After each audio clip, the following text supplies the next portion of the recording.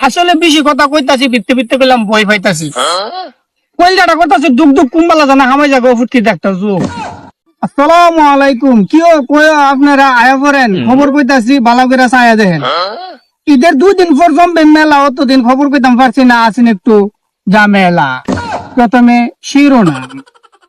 দেশে অতিরিক্ত বৃষ্টিপাতে কিছু মশা আহত, কিছু মশা নিহত। এমদা আবার খবর পাওয়া গেছে এক বেটা বাদাম ফলাই লিছে, বুড়ো হতো। তোমা হিজলারাও দাবি করে হারার করে বলে বাচ্চা হইতো। বিস্তারিত।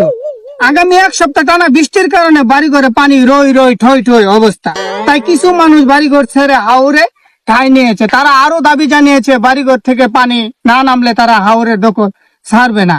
এদিকে আরো জানা গেছে বন্ড বাবার কাছ থেকে পেট ব্যথার ওষুধ খেয়ে এক পুরুষ গর্ভবতী হয়েছে।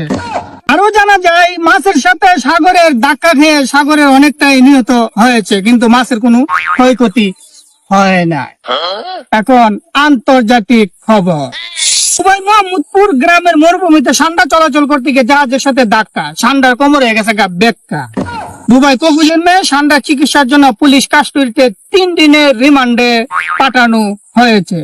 আসলে বেশি কথা কইতাছি, ভিত্তি ভিত্তি করলাম বই পাইতাছি। কইলাটা করতাছি দুক দুক কুম্বালা জানা হামাই যাগো ফুটকি দেখতা যুগ।